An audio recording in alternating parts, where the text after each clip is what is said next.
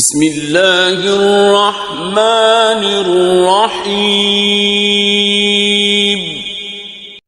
ووصینا الانسان بوالدیہ حملته امه وهنا على وهن وفصاله في عامين أن اشكر لي ولوالديك إلي المصير. اعوذ باللہ من الشیطان اللعین الرجیم. بسم اللہ الرحمن الرحیم. الحمد لأہلہ والصلاة علی اہلہا.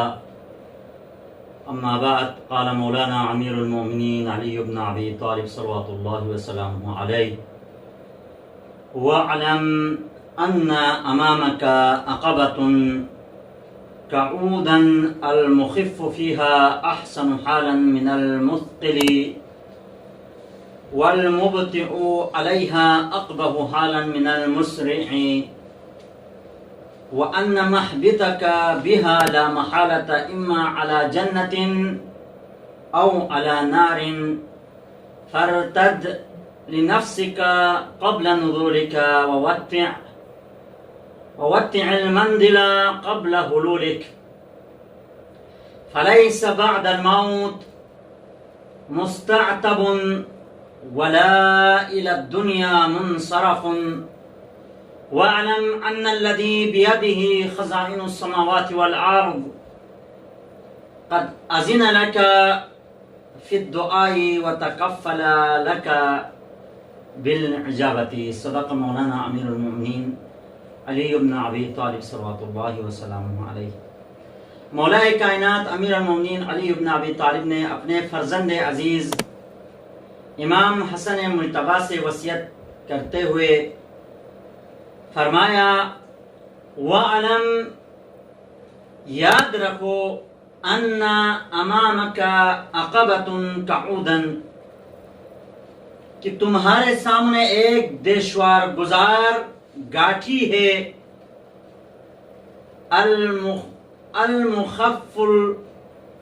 المخف فیہا احسن حالا من المثقل، جس میں ہلکا پھلکا آدمی گران بار آدمی سے کہیں اچھی حالت میں ہوگا. یعنی یہاں پر مولا کائنات امیر المؤمنین اپنے چاہنے والوں کو امام حسن کے ذریعے مخاطب امام حسن کو دے کر یہ پیغام دینا چاہتا ہے کہ اس دنیا سے منتقل ہونے کے بعد، موت کے بعد، ایک خطرناک قسم کا دشوار گزار ایک راستہ ہوگا. وہاں پر جس کے کاندھے پر بوجھ کم ہوگا وہ جلدی سے گزر جائے گا. یعنی جس کے کاندھے کے اوپر گناہ کم ہوگا، جس کے گناہ قلیل ہوں گے، اور جس کے حسنات زیادہ ہوں گے، اور جس نے بارگاہ خداوندی کے حکم پر عمل کرتے ہوئے واجبات الہی کو انجام دیا ہے، اس کا بار ہلکا ہوگا بنسبت اس شخص کے جس نے اپنی پورا زندگی اس دنیا میں جتنا گزارا ہے، الہی قانون کو، الہی احکام کو اپنے پاؤں تلے رونتے رہا ہے، اس شخص کے نسبت جس نے احکام الہی پر عمل کیا ہے، اس کے لیے اس گاٹھی سے، اس دشوار گزار راستے سے گزرنا بہت آسانی سے وہ گزر جائے گا. فرماتے ہیں: وَالْمُبْتِعُ عَلَيْهَا أَقْبَحُ حَالًا مِنَ الْمُسْرِعِ، سست رفتار تیز قدم دوڑنے والے کی بنسبت بری حالت میں ہوگا. اس کے بعد مولا کائنات امیر المؤمنین فرماتے ہیں: وَأَنَّ مَحْبِطَكَ بِهَا لَا مَحَالَةً إِمَّا عَلَى جَنَّةٍ أَوْ عَلَى نَارٍ، اور اس راہ میں لا محالتاً تمہاری منزلت جنت ہوگی یا دوزخ ہوگی. یعنی اس دنیا سے جانے کے بعد اگر اس کے نامہ اعمال حسنات سے بھرا ہوا ہو اور اچھائیوں سے اس کے نامہ اعمال بھرا ہوا ہو تو اس کے لیے جنت نصیب ہوگی. اگر خدا نخواستہ اس کے نامہ اعمال میں حسنات نہ ہو، سیئات سے اس کے نامہ اعمال بھرے ہو تو اس کو یقیناً دوزخ میں جانا پڑے گا. مولا کائنات پھر اپنے فرزند عزیز سے مخاطب ہو کر فرماتے ہیں فَارْتَدْ لِنَفْسِكَ قَبْلَ نُزُولِكَ، لذا اترنے سے پہلے جگہ منتخب کرو. یعنی مرنے سے پہلے اس دنیا کے اندر ہی اپنے لیے وہاں کا جگہ منتخب کرو کہ آپ کس جگہ کو پسند کرتے ہو. آیا جنت کو انتخاب کرتے ہو یا دوزخ کو؟ اختیار تمہارے ہاتھ میں، انتخاب طریق تمہارے ہاتھ میں.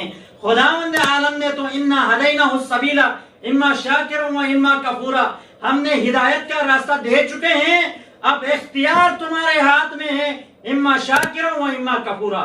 یا تو خداوند عالم کی ہدایت پر دی ہوئی ہدایت پر، قانون الہی پر عمل کرتے ہوئے شاکر بن جائیں، یا قانون الہی اقوال الہی کے انکار کرتے ہوئے انکار کا راستہ اختیار کرے.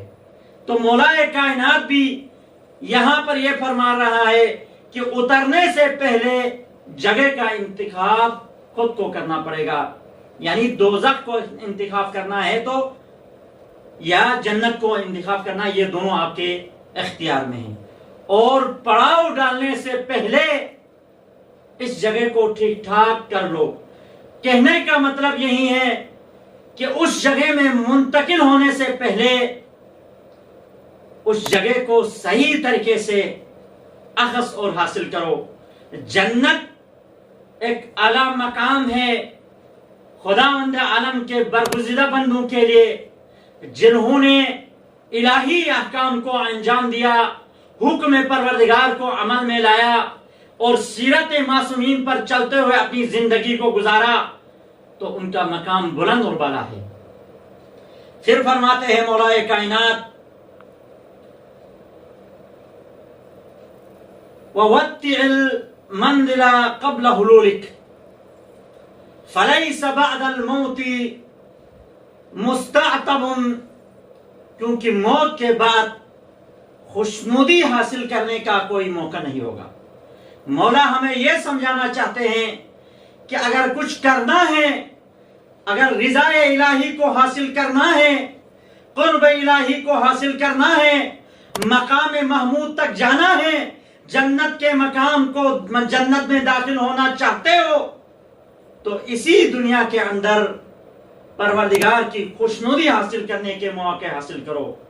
کیونکہ مرنے کے بعد تو کوئی ایسا موقع نہیں ملے گا، کوئی ایسا عمل آپ انجام نہیں دے سکو گے جس سے پروردگار کی کیا ہے رضا حاصل کر سکو، خوشنودی الہی حاصل کر سکو. وَلَا إِلَى الدُّنْيَا مُنْصَرَفٌ، اور نہ دنیا کی طرف پلٹنے کی بھی کوئی گنجائش اور صورت نہیں ہے.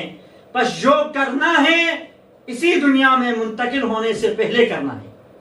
یہ مت سمجھنا کہ میں منتقل ہونے کے بعد خدا کو راضی کرنے، خوشنودی خدا حاصل کرنے کے افعال کو انجام دوں یا مواقع کو تلاش کروں، یا میں پھر واپس پلٹ کر اس دنیا میں آ کر پھر سے انجام دوں. یہی ایسا کوئی امکان نہیں ہے. جو کچھ کرنا ہے اس دنیا سے منتقل ہونے سے پہلے انجام دینا ہے. پھر مولا کائنات فرماتا ہے وَعَلَمْ أَنَّ الَّذِي بِيَدِهِ خَزَائِنُ السَّمَاوَاتِ وَالْأَرْضِ، جان لے، یقین رکھو، جس کے قبضہ قدرت میں آسمان اور زمین کے خزانے ہیں، قَدْ أَذِنَ لَكَ فِي الدُّعَاءِ، اس پروردگار نے تمہیں سوال کرنے کی، دعا کرنے کی اجازت دی ہے. وَتَكَفَّلَ لَكَ بِالْإِجَابَةِ، اور صرف اجازت نہیں دیا بلکہ اجابت کی کیا ہے ذمہ داری بھی لی کہ اگر آپ مجھ سے مانگو گے تو میں قبول کروں گا۔ تو بس خداوند عالم نے انسان کے لیے جو اجازت دیا ہے اس اجازت کو لیتے ہوئے اخذ کرتے ہوئے اپنی زندگی کو گزارنے کی کوشش کرے۔ سامعین و ناظرین کرام، موضوع سخن تربیت اولاد، گزشتہ نشست میں مربی کی شرائط میں سے 3 شرائط بیان کر چکا ہوں۔ انشاءاللہ مربی کے کچھ شرائط آج کی اس نشست میں بیان کر کے آپ کی زحمت کو تمام کروں۔ گزشتہ نشست میں جو 3 شرائط کی طرف میں نے اشارہ کیا وہ یہ تھے کہ مربی کے اندر حسن نیت، اخلاص عمل اور صبر و استقامت ہونا ضروری تھا۔ اور آج کی نشست میں یہ بیان کروں کہ مربی کے لیے جو 4تھی شرط ہے اس شرط پر عمل کرنا مربی کے اوپر ضروری ہے، وہ ہے اصول تربیت سے آشنائی۔ مربی کو چاہے کہ اصول اور قواعد سے آشنا ہو تاکہ عملی زندگی میں سے خود تربیت کے سلسلے میں مشکلات کا سامنا ہی کرنا کیوں نہ پڑے۔ اس علمی دور میں فقط آشنا ہونا، فقط جان لینا کسی چیز کے بارے میں کافی نہیں ہے، بلکہ ان اصولوں کو عملی جامہ پہنانا اور معاشرے میں اسلامی اصول کو، اسلامی قواعد کو اور دستورات اسلامی کو نافذ کرنا ہے۔ کیونکہ اس دور جدید میں مختلف قسم کے ایجادات، مختلف قسم کے نظریات وجود میں آ چکے ہیں، وقوع پذیر ہو چکے ہیں۔ ایسے مواقع پر حقیقت اسلام کے حقیقی اصول اور اسلام کے حقیقی دستورات پر عمل کرانا بہت مشکل ہے۔ اس لیے مربی کو بہت ہمت اور حوصلے اور استقامت کی ضرورت ہے، اور ہر حال میں تربیت سے اور اصول تربیت سے آشنائی حاصل کرنا ضروری ہے۔ یعنی 4تھی شرط مربی کے لیے اصول تربیت سے آشنائی حاصل کرنا ضروری ہے۔ 5ویں شرط جو مربی کے لیے ضروری ہے، مربی کے اندر اس اصل کا ہونا، اس شرط کا تمام ہونا ضروری ہے، وہ یہ ہے کہ اصول تربیت پر عمل، یعنی اصول تربیت سے آشنائی کے بعد اسے عملی جامہ پہنانا ضروری ہے۔ جب تک اصول تربیت کو عملی جامہ نہ پہنایا جائے اس وقت تک مربی نہیں کہہ سکتا ہے، یعنی مربی نہیں بن سکتا۔ آپ رسول اسلام کی زندگی کا مطالعہ کریں کہ کس طرح رسول خدا حبیب کبریا مربی ہونے کی حیثیت سے عملاً اصول تربیت کو نافذ اور جاری کیا کرتے تھے۔ اس میں شرط یہ ہے کہ تربیت خود اپنے نفس سے شروع کرے۔ پہلے انسان مربی خود اپنی تربیت کرے، اپنی نفس سے تربیت کرنا شروع کرے۔ دیکھیں کہ رسول اسلام انسان کامل اور مربی کامل، جب ہی تو خداوند عالم نے مربی کامل ہونے کی سنت عطا کی اور بارگاہ خداوندی میں مربی کامل ہونے کا اور رتبہ اور منزلت حاصل کیا، تو خداوند عالم نے ارشاد فرمایا لقد کان لکم فی رسول اللہ اسوۃ حسنہ، ذات پیغمبر تمہارے لیے اسوہ حسنہ ہے۔ ہر حال میں مربی کو چاہے کہ اصول تربیت کو عملاً انجام دینے میں شوق اور رغبت ہو۔